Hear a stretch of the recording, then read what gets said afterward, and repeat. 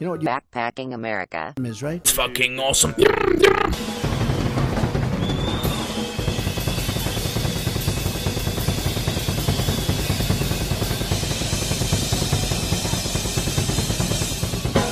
It's Backpacking America, an analytical podcast. So I hope you guys enjoyed the Pirate Radio miniseries. If you haven't got a chance to check it out, what are you doing?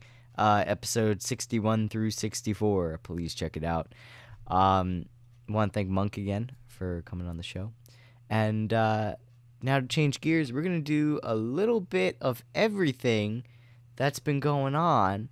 Because I was really focusing all my energy on getting the Pirate miniseries out of the way, and I haven't gotten a chance to really pay attention to really anything else. I know the world is kind of going to hell. The UK is a new strain of coronavirus, and many officials in the US think it's here. The governor of New York is trying to screen I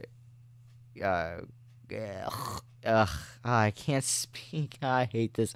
UK travelers coming into America, and to make sure the strain doesn't come into the state. But unfortunately, we have roads, and those roads all lead to New York. So you can only imagine what's gonna happen next. On a different note, politics is kind of getting stupid again. Amy Klobuchar said a $2,000 stimulus check is an attack on the American people. Amy, listen, you're not Trump. Publicity in your case, bad publicity is not good publicity. So, I don't know why you talk. I really don't know why you even exist, but whatever. I hate Amy Klobuchar. $2,000 is what everyone needs. I don't know why we're even getting $600. I think that's... I mean, I know why we're not getting $600. It's because, when we're actually able to feed ourselves, we're able to think clearly, and that's not good for an oppressive country. And also, people buy guns with their stimulus checks, and the government doesn't want people to be armed with rifles. Not like you could buy rifles anyway, because you can't. They're nowhere in Dick's, Walmart, your local gun store. You can't even buy ammunition, and if you do, they're $50 a box. So good luck. If you didn't buy one in March through the summer, I'm sorry for you. Let's see. What else has been going on? Let's check my handy-dandy Google Keep. AOC, yes. So she voted against the House Resolution 695, which is the National Defense Authorization Act for fiscal year 21. She voted against it, which is cool, but she voted for the COVID bill, even though she complained about not having enough time to read it. So on one hand, I want to hate her for that, because, why would you vote for something you didn't read? But on the other hand, people would criticize her by saying, why didn't you vote for it knowing we'd get $600? Honestly, I want to hate her for it, but I can't, because Congress really put people between a rock and a hard place. I personally probably wouldn't have voted for that, but she's not a radical, so I kind of understand why she's like, well, but at the same time, she voted for giving funding to Israel, corporate bailouts, recognizing the next Dalai Lama, which, for those of you that don't know that, the Dalai Lama is basically the religious leader of Tibet. So we could see more Chinese destabilization coming from Tibet, funded by the CIA, and you guys will probably think I'm crazy, but I will say within the next 6 months, I guarantee you there's going to be a Tibetan separatist movement or something along those lines. Anyway, and over $4 billion to fund the Navy in a bill that's just supposed to be COVID. So she voted for all of that. But she voted against the $740 billion defense budget. So I think she's trying to do the right thing, but she's doing it in a really weird way, i.e. not a good one. Trump actually vetoed the $740 billion defense budget, which is good and fucking terrifying. For a few reasons. It's good because U.S. imperialism can't function as well as it should. And I mean should as in, if you want to maintain an empire, it's got to run flawlessly, and it's not running flawlessly, so. but it's also bad because he wants the bill to give the president authority to act without congressional approval. So as far as I've known, especially considering George Bush existed, I'm pretty sure the president has a lot of wiggle room to act without congressional approval. However, the fact that Trump wants more of that is like, dude, what do you want to do? Issue formal declarations? Like, oh boy. The good thing is that the good thing and the bad thing is that the bill is veto proof, so Congress will have to vote in favor of the bill again at the same rate to ensure veto proof majority. And the bad news is that if the bill fails, Congress has to the bad news is that it's veto proof, meaning that like progressives did vote against it, so I can't say they don't have a spine on this one. If progressives were able to be like, okay, now that we have a chance again, let's really hammer home that we cannot give this much money to the military. We got to cut some of this, dump it into healthcare, and actually get adequate funding for our medical personnel, and to put money into the American people's pockets. I mean, if we cut this year's budget, just this year's budget, by like $200 billion, we'd be able to bail out every American family in this country. Like, every single American would get a substantial amount of money, and the economic crisis would go boop if we just cut money that we already don't have from going into the military. Because that's the thing too. Like, all this money, like, everyone's like, oh, we need to save money as a country and blah blah blah. It's like, bro, we don't have money. Do you want to know how much the national debt is? Let's look up how much the national debt is. What is the U.S. national debt? Oh, we have a debt clock. Oh my god. Okay, hold on. I'm gonna take a drink of water, and then just to leave you guys in suspense, just for a minute.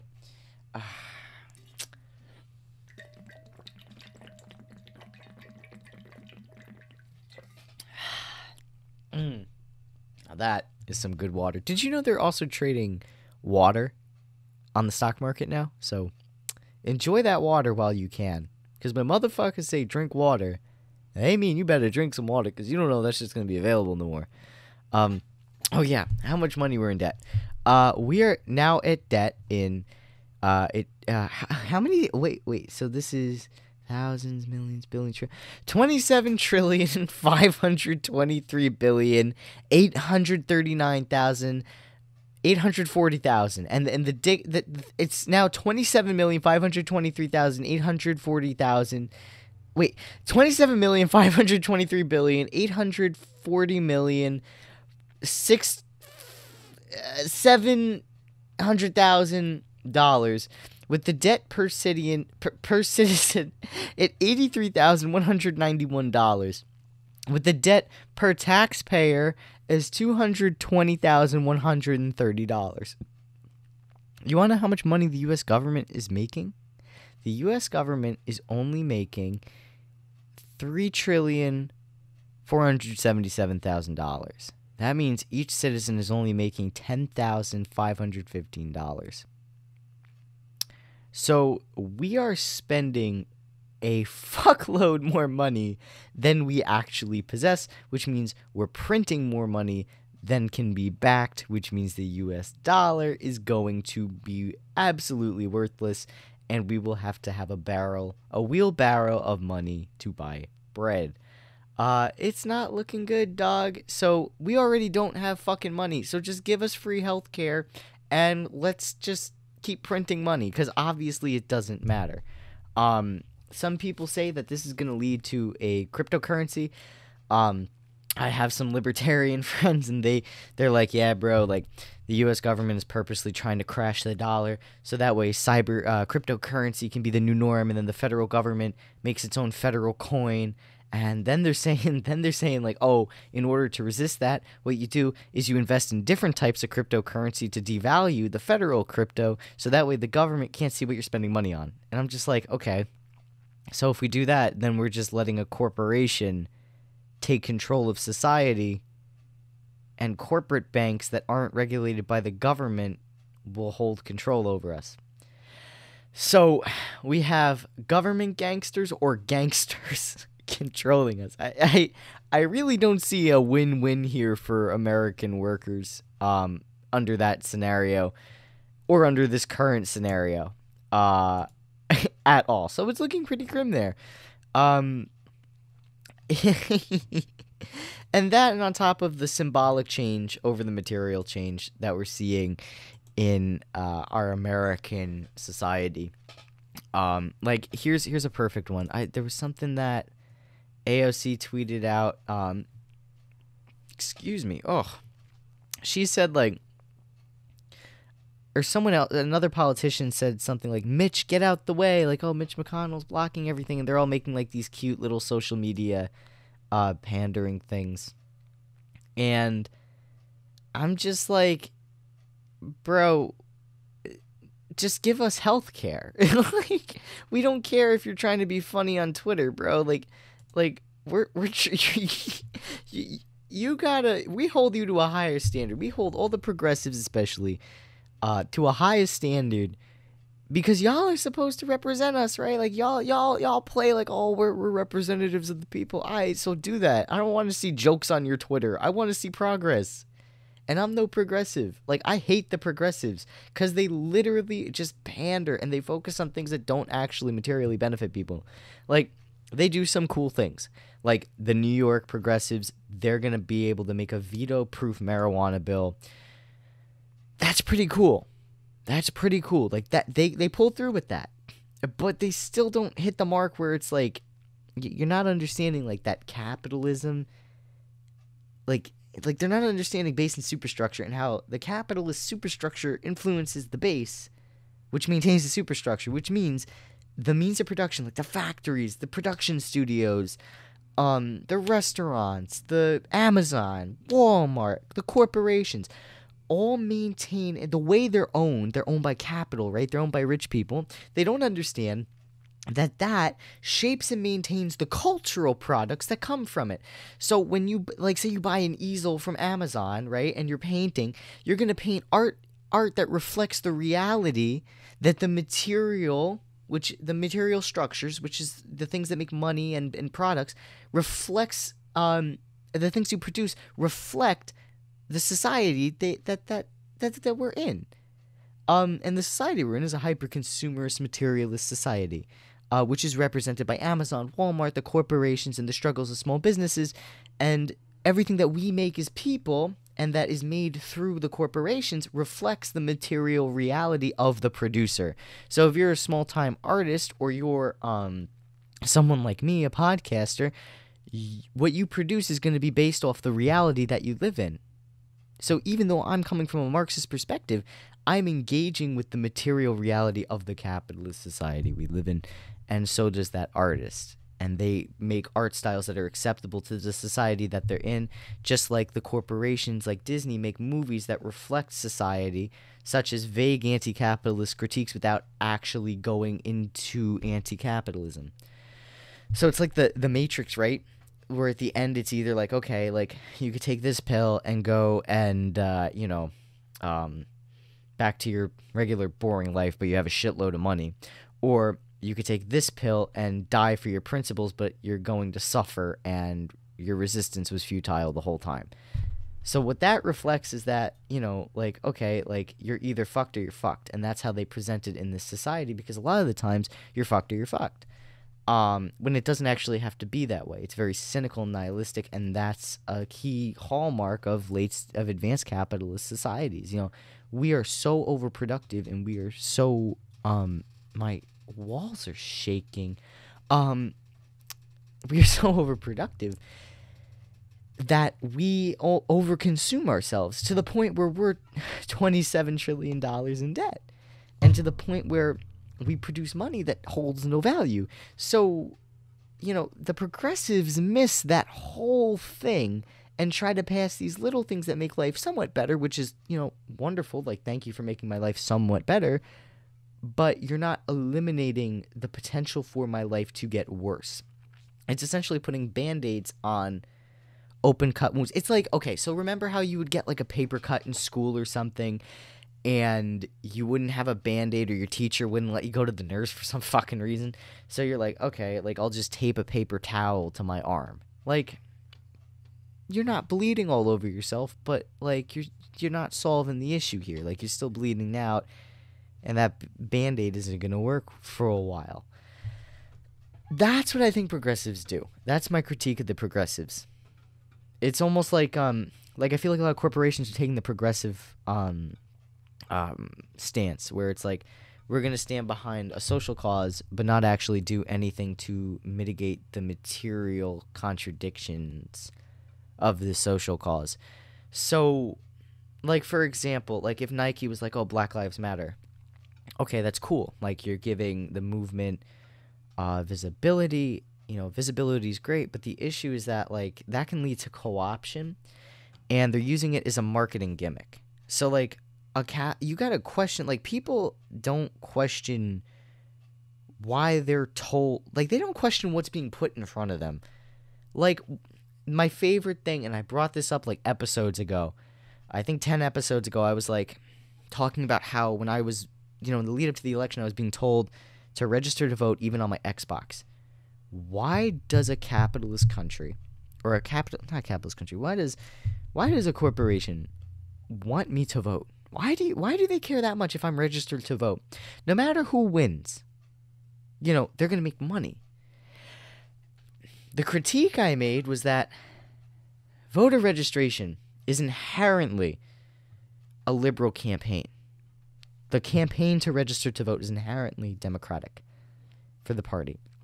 So, when the Xbox is telling me to do that, and they're campaigning like the Democratic Party and its organizations will do, why does Microsoft want me to vote for Joe Biden? Well, because Trump makes the stock market go like this. And the stock market and the bond market are two completely different things. So basically, the bonds determine like the real worth of something, and the stocks determine the trading value. That's a very simplistic and probably really shitty explanation, and I'm sure the financial bros will correct me in the comments section or DM me, which I appreciate. Please educate me. But basically, the stocks are going like this, and Microsoft and all these other corporations are like, so they're just like, listen, Joe Biden is not going to make the economy go like this. Joe Biden is going to make the economy go like this, just like kind of like minor depression, just normal, healthy stock market. So that's why the corporations want you to vote for that. That's why Nike wants you to champion Black Lives Matter, because if Nike and all these corporations are able to sell you shoes based on your political opinions and put it on t-shirts and face masks, it's taking away the message of the movement that Black lives really do matter. It's saying it's taking visibility to a level that is fake. It's like wearing a Che Guevara t-shirt. That's how meaningless it's going to be, because it's now going to be something you buy for clout. Like, oh, look, I'm saying Black Lives Matter on my t-shirt. Okay, but like, how is that solving, like in my town, down the road, North Bellport, right? They have a 24% or 25% unemployment rate. How is that going to help get these people access to employment opportunities? How is it going to solve the fact that Black people disproportionately don't have access to automobiles at the same rate as other racial minorities and white people? How is that supposed to, make Black people feel comfortable enough to go buy firearms? A big thing that I come across is that a lot of my friends of color that are interested in firearms or in shooting, they're like, listen, I'm a Black man in America. Like, I don't feel comfortable buying a gun. Like, I'm afraid I'm gonna get attacked or killed because I own a gun, even if it's legally. What is wearing a T-shirt or raising visibility for the movement actually going to do to satisfy the material issues of the black community?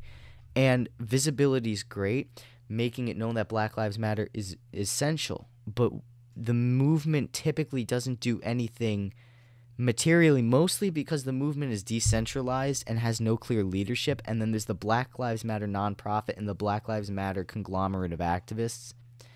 And there's not enough.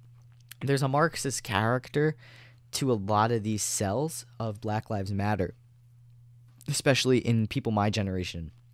But the issue is that they stray away from the classics.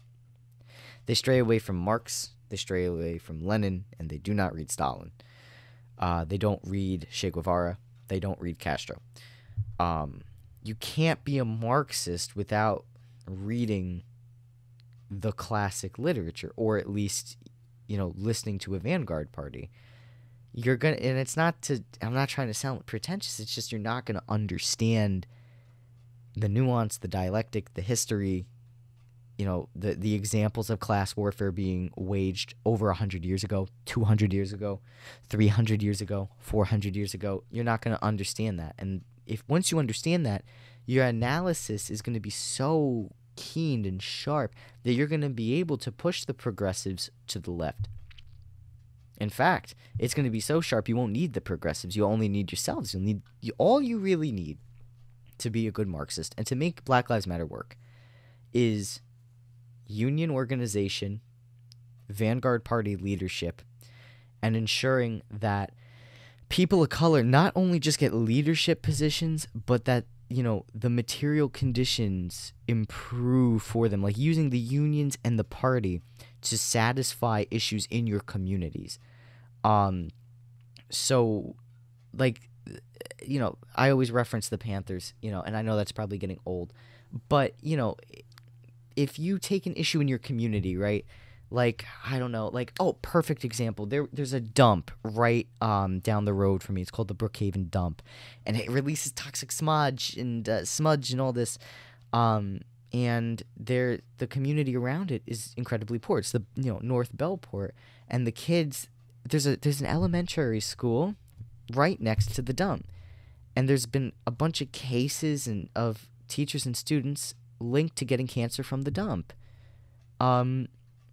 So, if the teachers went on strike and the vanguard party worked with the community and the unions to maintain the strike and provide child care for, the workers in the community, that had to go to work because, school is child care in America. If they provided child care and food services and maybe provided a supplemental education for these students, then a strike could go on indefinitely to meet the demands that the dump be shut down, or it be taken away, or that there be cancer treatments given to the students free of charge by the state, or that the school gets shut down and a new school is built elsewhere.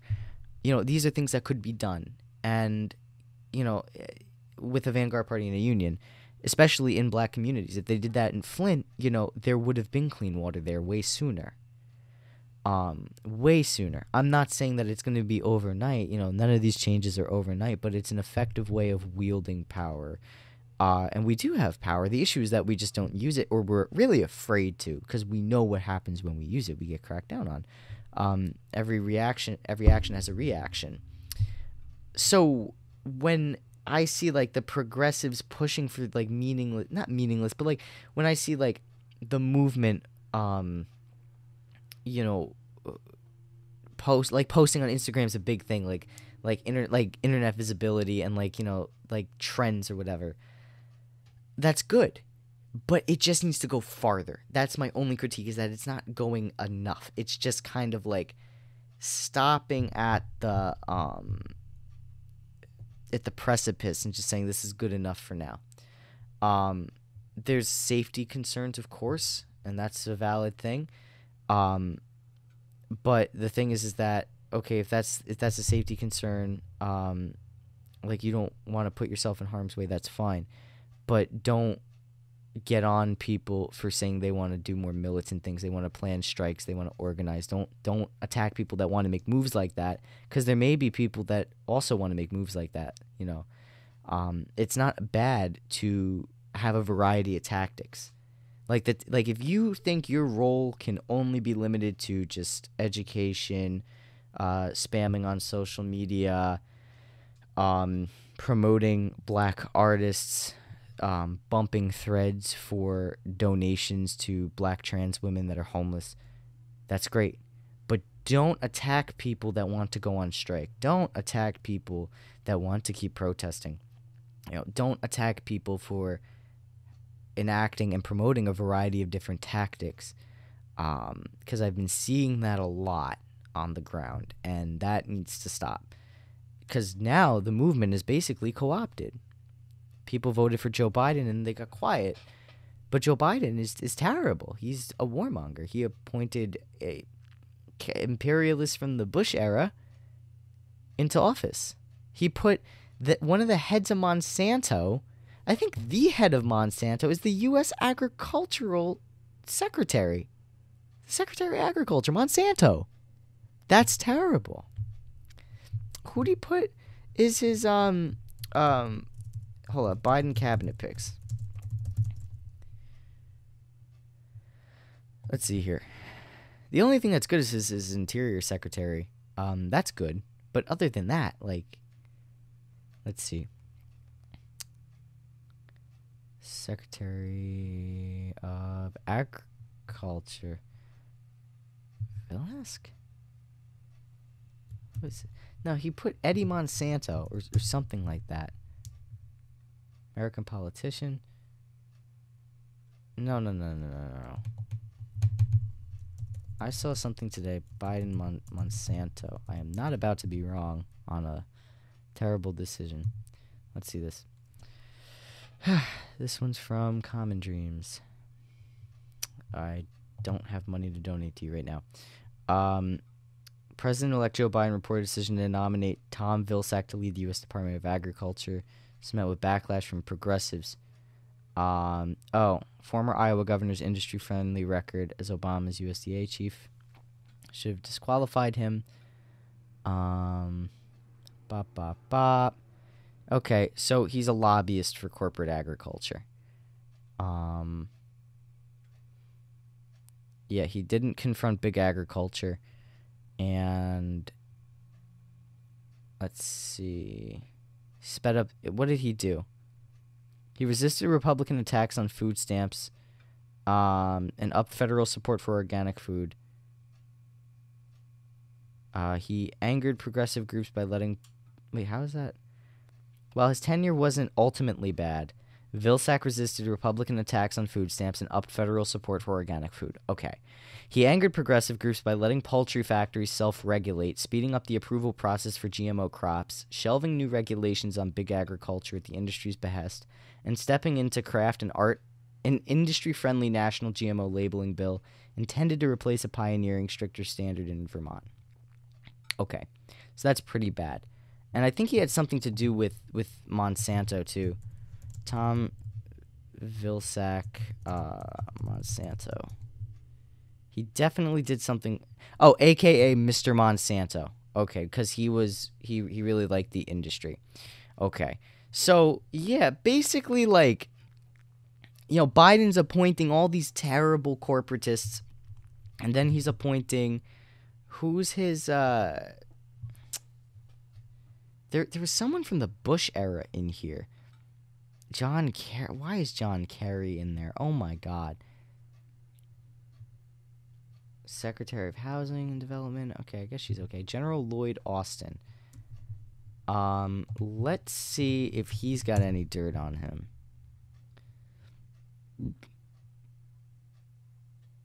Backing from NAACP. Lead Pentagon. I don't see anything, like, crazy about him. My only critique is, like, okay. So, I often make the joke about intersectional imperialism. What I mean by this is, like, Okay, so this General Lloyd Austin guy, I haven't, just from my quick glimpse, I haven't seen anything like negative about him. So he's not from the Bush era. Um, but it's the notion that like if we just under the current framework of capitalist exploitation, and some people believe that by just putting people of color in these positions and women, society will be more equitable. What they don't understand is that that's not true. Simply just putting minorities into positions of power doesn't really remove racism, and it doesn't remove sexism, and it definitely doesn't remove classism. And I think what a lot of people don't understand is that, race maintains class. In order for there to be a class structure existing, there must be racism.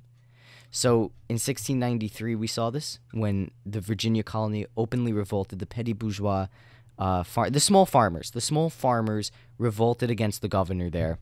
And it was a multiracial revolution, and it was cracked down upon. And basically, when they were defeated, the Virginia governor said, we're going to racially separate whites and black people, black people, and we are going to ban black people from owning guns. So it gave an intrinsic benefit to being white as opposed to being black. So that's how they started racism in the colonies, that then eventually intensified in order to prevent multiracial coalitions of working people exploding. That's why I have an issue today with the attitude of, oh, yay, Kamala Harris, she's the first black woman president. That's cool. Like, I think that's really cool, but there's still going to be exploitation. There's still going to be poor people being victimized by the police. There's still going to be, like, say we got rid of racism. Let's say racism didn't exist. Okay, well, now black people and white people can be equally getting the shit kicked out of each other by the government. We can equally, as equal human beings, be sent to die in foreign wars. We can equally be denied clean drinking water. The issues that create, like, all the negative issues that happen in America will still exist, mostly because of the class dynamic. So, but the issue with our real world scenario is that just by putting people of color in power doesn't necessarily benefit the material wealth of the entire community. So I don't like that attitude necessarily, that it's like, oh, well, just, it feels almost like tokenism to me. It's like, oh, like the Biden pick, like picking Kamala Harris. I mean, like, you really don't think that was a tokenist pick? Like, it was like, oh, yeah, like, I want a black woman on here to seem progressive, even though, like, for the past 45, 50 years, I've, like, hated black people. So, like, that's what I think is the logic behind his pick for Kamala Harris. And, there's some cool stuff going on here. I mean, like, he appointed a Native American woman as Ministry of the Interior. I think it's like a new position he created. Not Ministry of the Interior. Secretary of the Interior, Deb Haaland. I believe she's a Native woman. And, like, Secretary of the Interior, I mean, like, that's not... Wait, is she a... Yeah, first Native American Interior Secretary. Like, the Interior Secretary really just deals with, like, ensuring that Native treaties are respected, and, like, just some other really, like, good stuff, like things that, like, are really, like, low impact, not low impact, but, like, not anything crazy. You know what I'm saying? Like, it's not like she's a Native American is the Secretary of Defense. Like, I don't care what color you are or sexuality you are. If you are the Secretary of Defense, you are the Secretary of Imperialism. You are going to be tasked with bombing third world countries into submission and taking their natural resources. Like, imperialism, regardless of the color of the person holding that office, that person is guilty of like murder, bro. Like actual like genocide. Like whoever, like the Secretary of Defense. Who's the Secretary of Defense now? Pompeo, right? Pompeo. Who's the guy? American politician, diplomat. Jeez. Director of the CIA. Okay. Who is Trump's Secretary of Defense? Regardless, the Secretary of Defense and all the people that are in charge of the American military are complicit in allowing genocides to happen across the world. I mean, we destabilizing countries. Look at what we did to Yugoslavia under a democratic administration. Look at what we did to Libya under a democratic administration. And the reason why I don't bring up the Republican administration is because it's like, no shit. I mean, look at what we did to Iraq. We dropped depleted uranium on an entire, all over the country. There's so many birth defects still to this day because of the depleted uranium we dropped there. And it's so fucked up because we accused Iraq of having WMDs, and we used WMDs on Iraq just for their oil, just to satisfy Halliburton. And, you know, everyone forgets that. And now the liberals are trying to rehabilitate George Bush's image. No, he's a fucking murderer. Look at what he did to Katrina. He botched Katrina. He let thousands of people die. American citizens die. And then he said, okay, I'm going to drop depleted uranium all over the Middle East and get us continuously involved in Afghanistan, make it America's war. And it's just, it was hell. You can't rehabilitate that. And I guarantee you they're going to rehabilitate Trump. But to get back to the point, you know, Biden's picks may look like on the face, may look progressive, but the point I'm trying to say is that, like, regardless of the race or sexuality of the office holder, you have to look at what the office does. And will that appointing someone of that, like, do the conditions of the office improve the conditions of the community held by the person holding the office? Like, I could see Secretary of the Interior being held by a Native person being a really good pick because it benefits Native people. Like, duh. And, you know, Marcia Fudge, she's Secretary of Housing and Urban Development.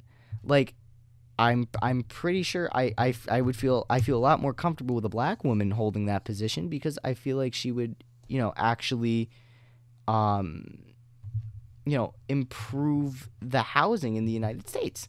But then again, we have a capitalist housing market, and the position was held by Stephanie Tubbs Jones originally from 1999 until 2008. And nothing really happened throughout the rest of the country because we still have more empty houses than we do houseless people. I'm sorry. So really, like, it's good that, you know, we're appointing people of color to these positions, but their communities are not really benefiting from that. I mean, Chicago, Detroit, parts of New York, you know, still impoverished, still empty homes, still neglected and exploited. They're really neo-colonies. The United States is now colonizing its own people again to extract more resources and wealth. I think that's disgusting. So, you know, for you know, to hold that attitude that, oh, you know, everything's going to be fine, we just need to elect, you know, more black people, more Latinos, more gay people. You can't just do that. You have to also fight for material change, like, within those communities. And you have to combine the two together and push for the elimination of capitalism because it maintains racism, sexism, classism, genderism, and all the negative phobias that come with that. So, you know, we as a collective have to really brainstorm, like, okay, well, how are we going to do this? How far are we willing to go, and who's a real one and who's not a real one? Like who's really about the shits and who's just doing it for clout? Like, that's really what we need to look at when we look at, you know, as we're coming out of the pandemic, and as we're continuously fighting against racism and fascism, and of course, capitalism, which allows these isms to exist. So, that's kind of what I want you guys to think about today, as you are approaching the end of this podcast. And if you have any questions, hit me up. If you disagree, that's fine. I encourage disagreement. That's how we grow as people. I am not a god. I am not, an authority on this. I mean, I'm just kind of giving my experience based on what I've seen when I tried organizing, and just from what I see on the internet and from what I see in real life, and kind of merging the two and two together. So if you have thoughts, comments, questions, no judgment zone. I hope you don't hold any, judgment towards me. And, let's just have a good open discussion, and maybe we could both learn something from each other. Thanks for listening, y'all. Make sure to give BPA a follow on Instagram at Backpacking America and Twitter at BPA Podcasting. Make sure to like BPA on Facebook and subscribe on YouTube. The links can be found in the podcast description. Until then, take it easy and stay breezy.